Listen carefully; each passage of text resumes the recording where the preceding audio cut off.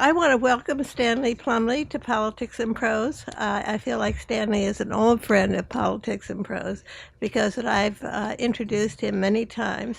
And he's here to talk about his new book, Elegy Landscapes, which is a long and beautiful meditation on the works of the two British Romantic painters, Constable and Turner.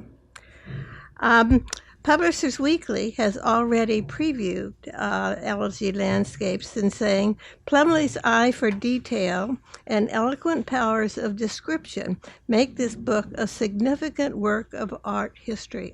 And Stanley just told me that the Washington Post is next Sunday. Has a very good review coming up, and they emailed Stanley a copy of it, but he's got it his own. He's the only one who knows at the moment what's in it. Maybe he'll tell us something about it when he talks. Stanley founded and is headed the MFA program at the University of Maryland. He founded it back in 1990. It's the program in creative writing. And he has been a Maryland University Distinguished Professor there for the last 20 years. I was curious about the MFA program in creative writing, and so I looked on the website, on the University of Maryland website for it, and I was really, really impressed. I think that the website rightfully boasts of the graduates, the quality of the graduates that have come out of it, the amount of awards that they have, distinguished awards that they have won. It goes on and on of the awards and the journals that their poetry has been published in, the books that they've been anthologized in. So I told Stanley that you must be very, very proud of the work that you've done there, because, and all this time that Stanley was doing this, training these graduates in the art of writing poetry, he was writing a lot of poetry himself, many volumes, and winning his own prizes. His volume Old Heart won the Los Angeles Times Book Prize. During his lifetime, he's won 6 Pushcart Prizes. He's won the Truman Capote Award, and he's also won the Patterson Poetry Prize. So he has good reason to be very proud for himself, too. And during the 40 years that he's been teaching, he's been visiting visiting teacher in many universities, including the Writers' Workshop at the University of Iowa, as well as the Breadloaf Conference. He's been at Princeton, Columbia, the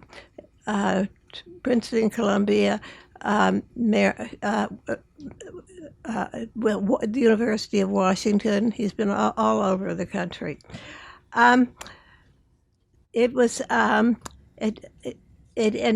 I should say that his poetry has also appeared in virtually every poetry magazine or every literary magazine that you can think of, including the New Yorker Poetry Magazine and the Yale Review. He has always been, or at least up until now, he has been has a special fondness for romantic poetry. But he wrote in An Immortal Evening that Turner was also the first truly modernist painter that we had. And so he was beginning to, the Romantic era was beginning to blend into the modern era. I was just talking to Stanley about what collection the National Gallery of Art here downtown, or the Phillips Gallery, has of Turner or Constable, and he said that they do have some very good paintings. And so I'm going to ask the person here at Politics and Prose who sets up events and programs to see what he can do of getting together with Stanley, for Stanley to lead a group to act as a docent at the National Gallery or the Phillips Gallery, whichever has what Stanley thinks would be the most interesting paintings to talk about, to take a group and go and visually tour the Constable and Turner there. Stanley was born in Barnesville, Ohio. I think that he's come a long way from his birthplace. I went on the web page of Barnesville, Ohio, and Barnesville lists that they have five notable personages that have been born in Barnesville. One of those five is a hanging judge, and one is Stanley Plumly. The hanging judge is dead, so we don't have to worry about him anymore. But when I was thinking about where Stanley grew up, and he went to a Quaker university, I thought of how far really that he has come, and it made me think of E.M. Forster. E.M. Forster in his writing about fiction said that in fiction you find two types of characters: round characters and flat characters. And if Stanley was a fictional character, he would be one of the best round characters that you would ever have met. What E.M. Forster describes a round character as a complex personality with depth in feelings and passions, plus the capacity to develop. And I think that this is a perfect way to describe Stanley in his new book. So here's Stanley to talk about his new book about Turner and Constable. Thanks, Stanley.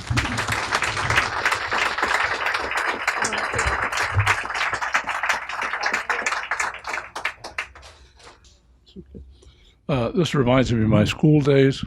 When you'd give a report in elementary school, the teacher would be sitting right here. Which is all to the good, I might add. I'm just going to read a little bit from this new book. I kept thinking I would excerpt here and excerpt there, but it turned out to be a disastrous idea. So I'll go with a couple of pages from number 37. There are 41 parts.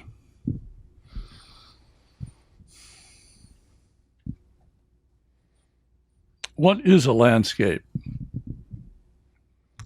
As representational art, as a picture of configuration, an arrangement of parts, a whole of pieces, it may not be that different from a portrait, many of which in assembly and detail of an interesting face have the topographical integrity of landscapes. As a space in time caught in a certain light, frozen within the potential of an action, alive in the moment while the moment lasts, an attentive landscape may also be a still life, in which the objects are placed in a believable, natural order of emphasis and treated with a stop-time imperative. Landscapes are of the land and apparently of the water attached to the land. Landscapes are human models or wild beyond human artifice. The sky, too, according to Constable, is the crucial emotional element of a landscape. That insight has his name on it, On the other hand, both Constable and Turner appeal to the feeling informing what they create out of what they see in a given landscape scene. Such a scene is not neutral nor neutered. It implies a narrative both within and without its frame. The subtext of narrative is time. The subtext of time is emotion. The subtext of emotion, therefore, is mortality. Both of these painters seek a deeper level, a transparency of something beyond what is apparent. In the end, they both ruin what they see. They dismantle. They destroy in order to go inside or beyond the topography of appearances and rebuild from there. Which is why for Constable, his drafts, his sketches, his early takes are often more exciting than the finished product, when he seems to have arrived one stop farther than his intended destination. The last thing either one of them should want is nth refinement, which usually means, for any artist, the life force milled away. This quality of discovery of the mystery of a subject, of the transformation of imagined subject into contemplative actual object, is never, at its best, a cold process. It is quite the opposite. To create the object is different from being objective, as the transformation becomes the means of making the painted surfaces alive, tactile, and the materials, the canvas, the paper, the vehicle, the paint, warm, human. The cloud, the tree, the field, the shepherd, the shore, the sunset, the ship, the boat, the building, the fire, the rain, the mist, all become what they are made of, inspired light and color within their forms, while the instability of the forms becomes the source of their intensity. In Constable, the spring dew makes the canvas wet. In Turner, Parliament burning down sets the canvas aflame. Yet these two very different landscapists, who, as one critic puts it, stand at the culmination of a long drawn-out development of sensibility toward landscape in England, are each credited with being the first true impressionists and ultimately modernists, or at the least the originals of influence. Influence is a tricky word here for the future value of their contribution. As early as 1824, Constable is writing his friend Fisher that the Frenchman who was after my large picture of the hay cart last year is here again. The Frenchman is art dealer John Arrowsmith, who has offered Constable too little money the year before and is now back with a considerably better offer, £250, for the hay wain and some smaller pictures. In no time, Constable is hearing praise from visitors at the Louvre.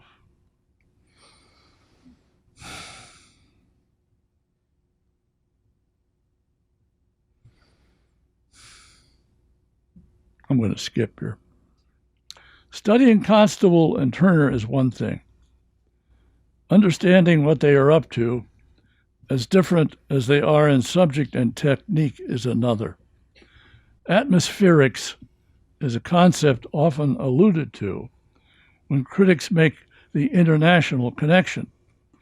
And true, both of these great English landscapists depend on light suffusing what looks like the layering of levels of air in their most influential pictures. The effect invariably, if differently, is color, mood, and depth of darker tones.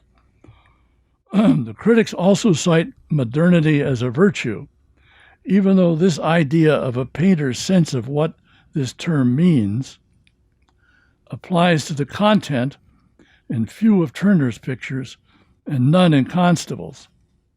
That is, if one is talking subject rather than technique. It is technique, method, the application, subtraction, thickness, thinness, and depth of color in the paint that is modern in their work, as modern in the first half of the 19th century as it will be thought of in the second half. It is Constable's snow and Turner's tinted steam that helps call attention to their strongest work. That and the fact that the viewer must keep a certain distance in order to put together what certain paintings are saying, and must accept the reality that Constable's genius invites a vision of what was, and Turner's genius demands a vision of what will be. Turner has the advantage of 10 more working years. Constable dies in 1837. Much of Turner's forward-looking oils and watercolors, inspired by his experiences on the continent and especially northern Italy, are finished in one form or another between 1836 and 1846. Therefore, the future for Turner has literal and complex connotations. That's enough. I'd love to talk about this book. So that's about as abstract as this book gets. It's very much on the ground. My fantasy, my dark fantasy, was that Norton would not do any illustrations. There are a lot of art books like that that aren't, picture books, strictly speaking. So I wrote it as if I were, in a way, seeing the painting for the reader again. Luckily, I got a few. I've got 8 examples, finally, in the book. So that helped.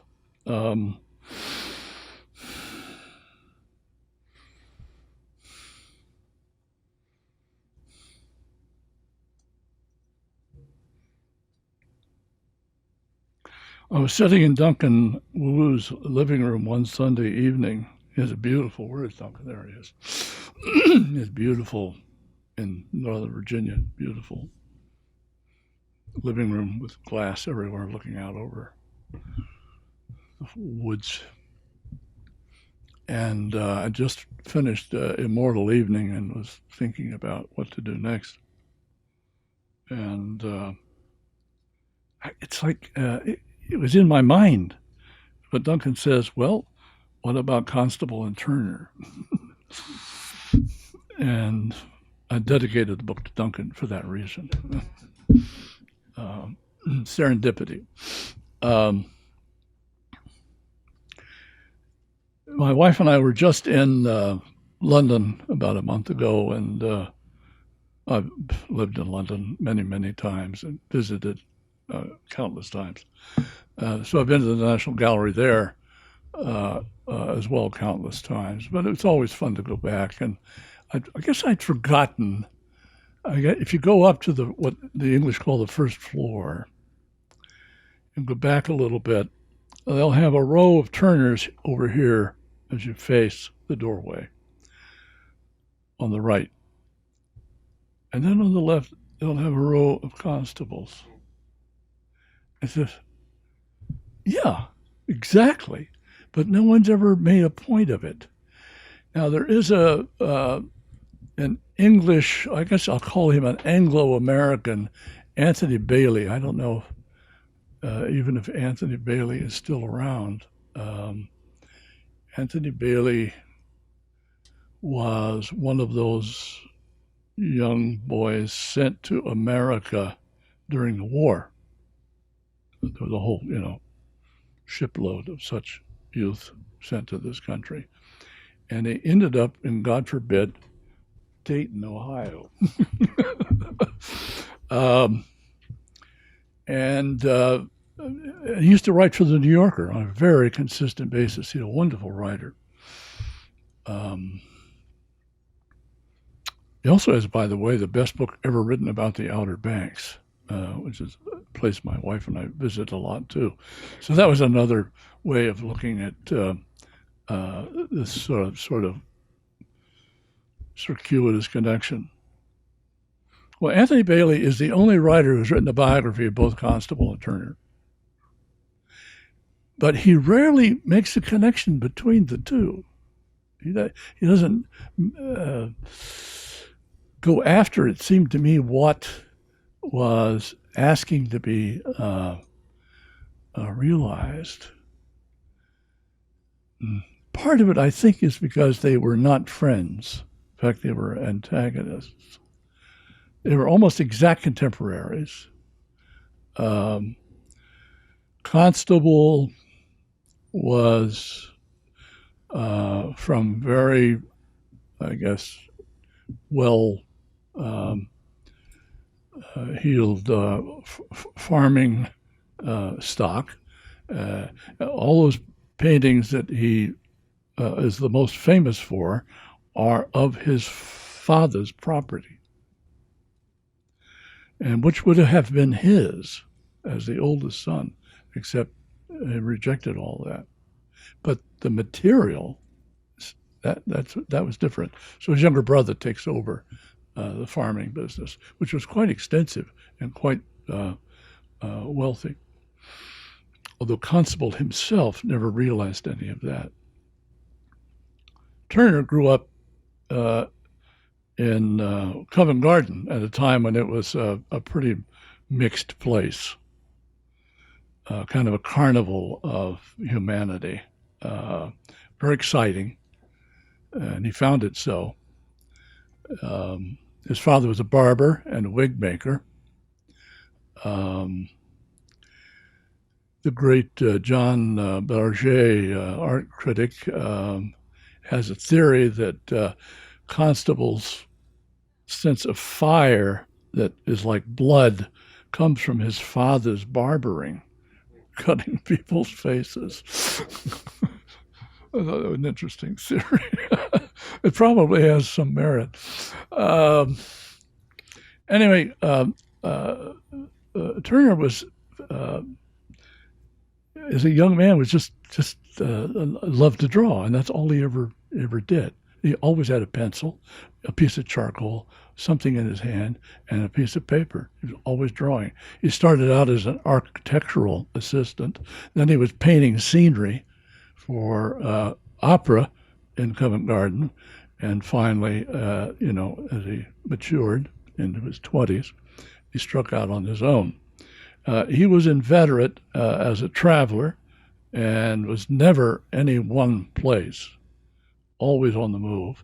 He always had his knapsack, so to speak, and his easel and his paints or his drawing materials, and that was his carriage, so to speak. And he traveled all of Britain, and then when he exhausted Britain, he traveled all of Europe. Constable, on the other hand, was a provincial, never went anywhere, didn't want to go anywhere. When the French finally discovered him, he wouldn't even go there. It's as if he was a very insecure, neurotic man. I don't know if you've seen the film, Mike Leigh's film, Mr. Turner. Now, Constable doesn't have much to do in that film, but there's that one moment where he feels humiliated, the little red moment. If you've seen the film, you know what I'm talking about. And he, in a harumph, gets up and walks out of the Royal Academy because he thinks he's been insulted by Turner, and he probably has. Turner was the youngest admittee to the Royal Academy in its history, and that remains so. And he was a full member by 26. It took Constable, and it was by one vote, right after his wife's death, so it may have been a sympathy vote, well into his 50s before he was a member. And the scuttlebutt was always that it was Turner who kept him out, who always blackballed him. So finally, when Constable, by the way, is admitted at the first and at the moment of the first annual show, and in the film you'll see such an event. The paintings are cheek by jowl. I mean, you can't. One of the reasons you painted a big picture was someone would see it. You know, is that his first the first thing he did as a member of the hanging, it was called the Hanging Committee, was to remove a Turner and put one of his own paintings in its place. So they were not friends. And yet, and you've seen their work. Their work is everywhere. You can't go anywhere in the world into a gallery or museum and not run into a Turner or a Constable in one form, a watercolor or a draft of a painting, perhaps. But where was I going to go with that?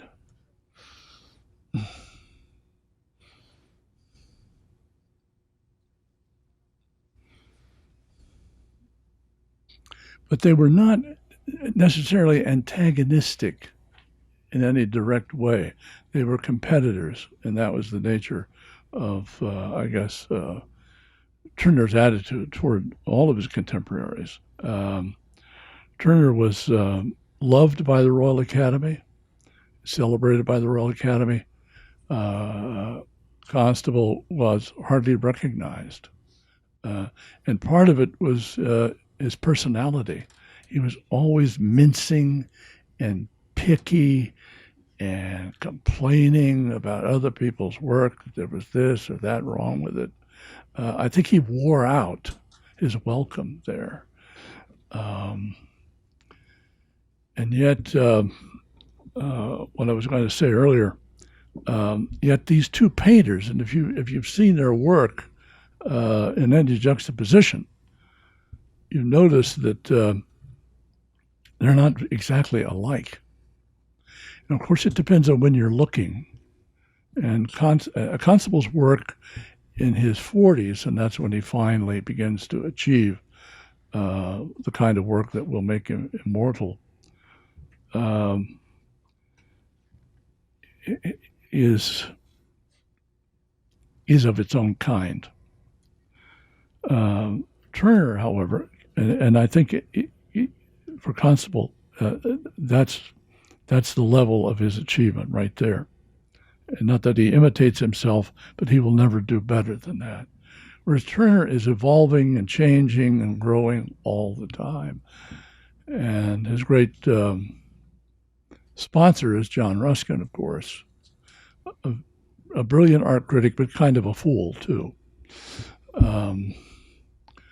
And Ruskin gives up on him. Indeed, this painting, which you have part of here, called The Angel Standing in the Sun from the Apocalypse, is the painting that does it for him. He thinks Turner has lost his mind. Mm. And so Turner's greatest work, I think, is the last 10 years. And those are the years that Ruskin turns his back on Turner.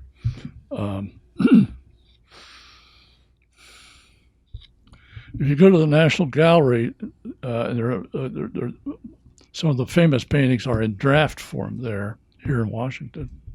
You can't see the Constable painting if you stand 3 or 4 or 5 feet from it. It's a blur. It's a mess. What's called Constable Snow, it looks like a bunch of white, looks like someone has stuck paper onto the canvas here and there and so forth. And then you back away 15 or 20 feet and you begin to see what he was after. it seems like an imposition of technique, but I think what he's after is a building from within of the object, whether it's a tree, cloud, a farm wagon, Willie Lott's house, which is a constant theme in these most famous paintings, and that he's basically, when I think I said the word ruin, he's basically taking apart the object in order to reassemble it in a wholly different way, in a visionary way. The problem is that for Constable, this became, for many viewers, a kind of cliche of the subject, so that after his death, there were a lot of Constable imitators making money painting Constable paintings because it looked like calendar art to them. And in a way, that still obtains if you look at certain classical landscape artists, that is to say, people who are interested in, a kind of Sunday appeal of what painting is. There are still a lot of Constable imitators out there. I don't know about Turner. Turner's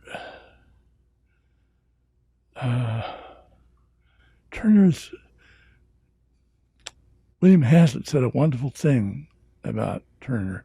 He says, what critics are not seeing, and this is well before he grows into what we think of as the true modernist. What they don't understand is that Turner's paintings are about nothing. I thought, Jesus, what does that mean? That's fantastic. It's so absurd and absolute. And it's true. They are about nothing.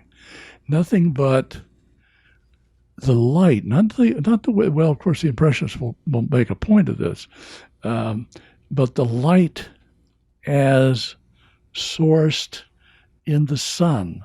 That is, so you feel the heat of the light in Turner always.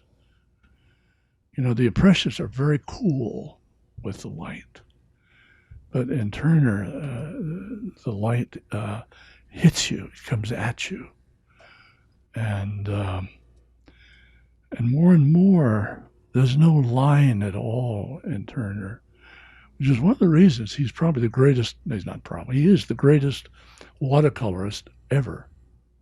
And if you ever had $1 million and had a chance to buy a Turner watercolor, it would be worth your while. You might need more than $1 million. I don't know. Anyway, I rambled on here. Does anybody have any questions? Yeah. We have a line right up. Oh, I'm sorry. Would you mind coming up to the mic? Yeah. Because they were contemporaries, I wondered if they influenced each other in any way that can be perceived. Did they have contempt for each other's work, or did they secretly copy? I don't think you could say that. They both had influences, but they were both well aware of the tradition, mainly the Dutch painters, and I suppose the idea of landscape going all the way back to Titian, for that matter. Yeah. The other main theme in this book, which is why I call it Elegy Landscapes, is that they both change after the deaths of someone vital in their lives. And for Constable, it's his wife, long-suffering with TB. That's why they're out in Hampstead, the lungs of London. And for Turner, his father, who was his whole family. He never got over that. But it did have a wonderful effect, if you might say, on his work. And it drove Turner once again back to particularly Venice. And I think that's one of the most notable parts of his career, and maybe the most notable, and I make a point of that. For Constable, for those 2 summers when he's in Hampstead and his wife is convalescing but without much of a future, he has 7 children. He was a lonely guy. What to do? He goes out into his front yard or the back area on the Lower Terrace, an area of Hampstead called Lower Terrace. Sits down, he has a board, big board, and paper, thick paper, and paints oils of clouds. Not of trees, not of any signposts indicating where we are in the sky, just clouds, just the clouds he's looking at. And he's very specific because at the end of each session, he dates it and talks about the meteorology of the moment. A little comment on the back of the painting. What struck me about that, this is a nice version of some of the clouds. And the Tate has quite a few of those, as well as National Gallery in London. What struck me as really fascinating there, he did over 100. 50 have survived. Why would you paint oils on paper if you wanted the paintings to last? You didn't want anyone to see them. So what was that about? Well, I think it's a form of grieving, painting those clouds. And the very mortality of the paper and the mortality of the moment, the way the sky, England is an island, so you've got all that wind and cloud formation coming in, off the Irish Sea, whatever, from the west to the east, pretty fast sometimes. So he's trying to nail down, so to speak, what he's seeing in the sky. So it's so temporary, and he's trying to hold the moment. It's an incredible metaphor for what was going on in his life. They're worth seeing. They're well framed and they're under glass now, so forth. Somebody else? Yes. Hi. I love to read your book. I don't know much about these two. I've seen the reproductions more than the originals, but I was going to ask you about the way that paintings have formed our imagination of the West in this country in terms of going to the Renwick and seeing all those amazing paintings of the bison and the prairies and the horizon, the floor of the sky, the sky above. You mean Remington and painters like that? Yeah, the painters that were sent out west, and why were they sent there? Probably to produce, to help the railroads get people going out there for commercial. Why were they sent there as artists? I wonder. That you could probably answer that far better than I. Well, they were sent there as artists, I think, as journalists. Yes. And they're sent there to record, so to speak, take pictures, but pictures of more interest and vitality, which is what a painting is about, and originality, obviously. And some of that is wonderful art. But I would caution you, it's not visionary. It is illustrative. So it's journalism. They're illustrations. Mm-hmm. Yeah.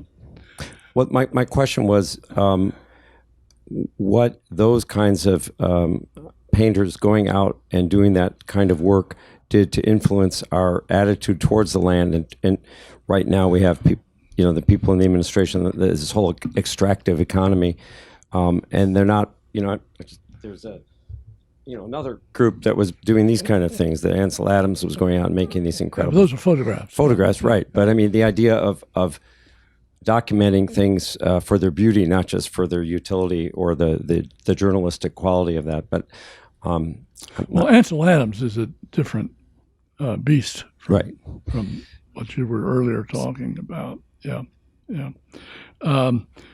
But I guess it's a kind of propaganda too, and it's very romanticized. And I'm glad we have them. Remington was, I think, a better sculptor than anything, and those are interesting pieces. They have a Giacometti quality to them. That may be the best thing to be said about them.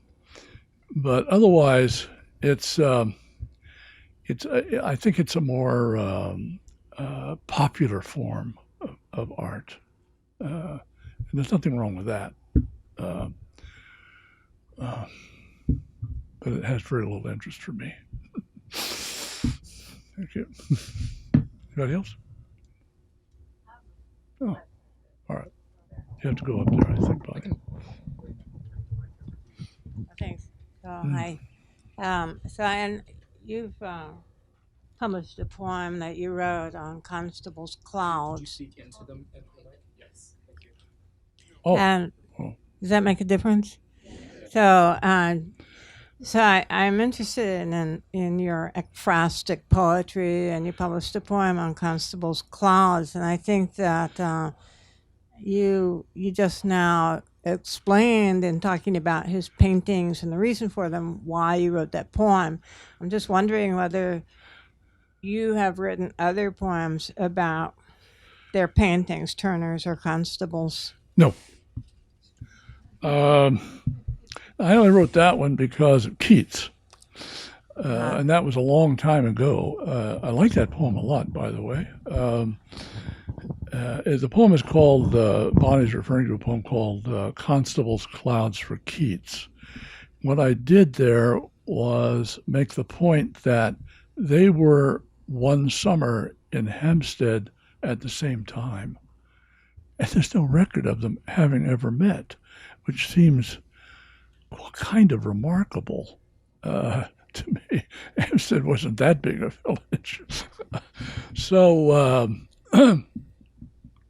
and life is one irony after another. It's tiresome. It wears you out. Where does Keats die and where is he buried? Well, he's in Rome. In a sheep pasture, really. That's what it was. Where is Constable buried? Well, he's buried in Hampstead.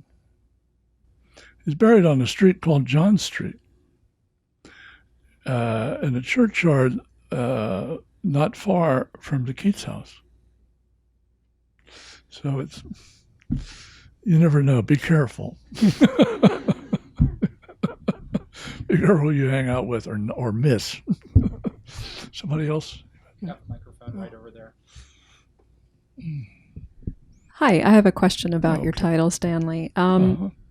It says in the blurb of the book that the book is about the philosophy of the sublime, but when I look at the title and I think of what an elegy means, I wonder, knowing what's to come after these two pass away and how the Western world changes, is this also an elegy to the Romantic era, this book? Do you think you could speak a little bit about how they, Constable and Turner, sort of come to symbolize a lifestyle that was going to pass away in the First World War?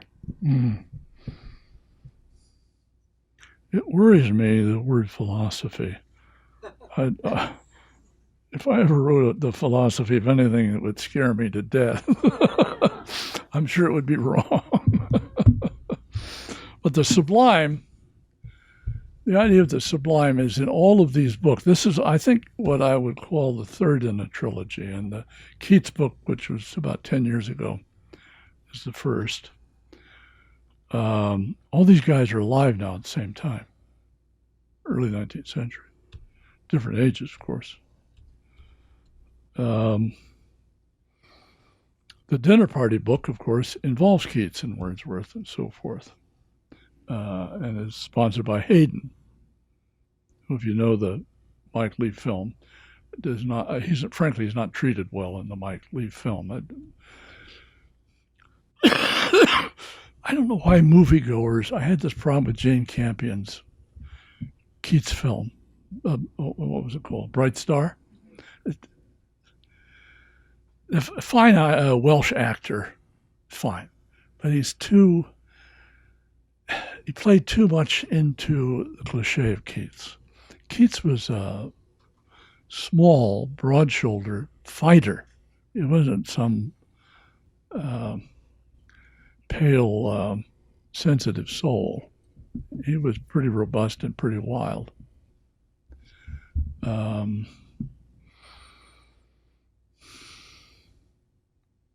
Haydn in this film is treated like a total fool.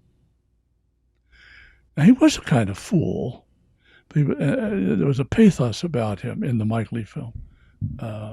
He's the one always needing money and borrowing money from Turner. But the physical part of him is wrong. Haydn was a bull.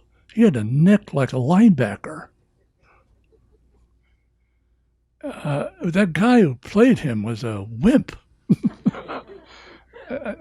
Why you can't? If you make a movie, why you can't get that much right? Why you don't pay attention? Anyway, so what was your question?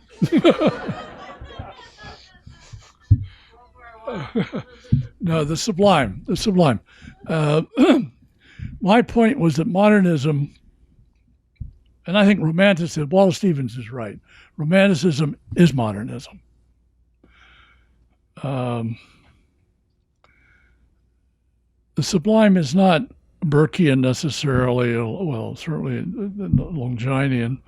It isn't about mountains and the awe you get facing the fear of the thing that's beyond you, overwhelming you. It's not a kind of Godzilla moment. The sublime actually, I think, comes in very small and intimate and unwatched moments. And you're aware, sometimes you're not even aware of that until after the fact, and you want to get it back. How do you do that?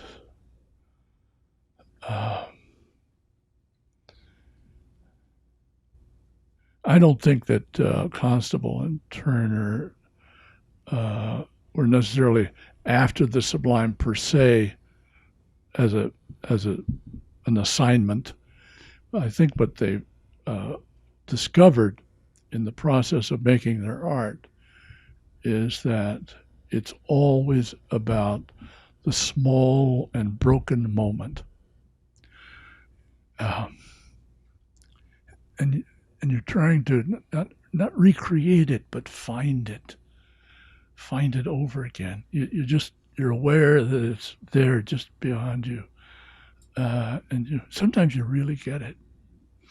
And I think at their best they do, and that's why they're such great painters. The